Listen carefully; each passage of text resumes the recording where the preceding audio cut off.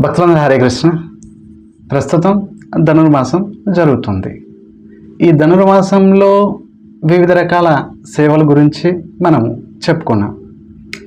భగవంతునికి మనం చేసే కైంకర్యం ఏదైనా సరే దాని యొక్క ఫలితం అక్షయం, ఎప్పటికీ క్షయం కాదు.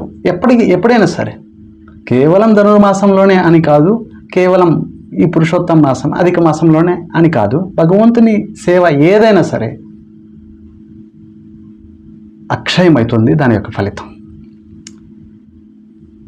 దీపదానం గురించి చెప్పుకున్నాం.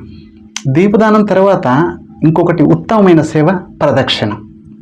ప్రదక్షిణం అండి, భగవంతుడికి మనం దర్శనం చేసిన తర్వాత, దీపదానం సమర్పించిన తర్వాత భగవంతుడికి మనం ఏం చేయగలం? ప్రదక్షిణ చేయగలం. ప్రదక్షిణ సర్వోత్తమైన ఫలితం. ఆయన ధామానికి, పుణ్యతీర్థానికి ప్రదక్షిణ చేయడం.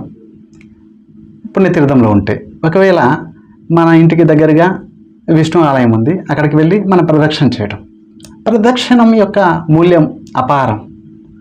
వాలి సప్త సముద్రాలను ప్రదక్షిణ చేసేవాడు. అంతెందుకండి, ఎప్పుడైతే వామన భగవంతుడు ప్రకటమైనప్పుడు జాంబవంతుడు వెంటనే 3 సార్లు ప్రదక్షిణ చేశాడు.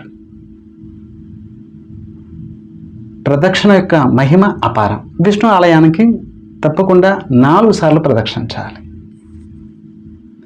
కనుక ఈ సర్వోత్తమైన ఈ పురుషోత్తమ మాసంలో ప్రదక్షిణం యొక్క మూల్యం అపారం. దీపదానం తర్వాత ప్రదక్షిణం. ఇంకొకటి ఉంది, అతి ఉత్తమమైన సేవ. ఆ విషయం మనం రేపు చెప్పుకుంటాం. భక్తులందరికీ హరే కృష్ణ. ధన్యవాదాలు.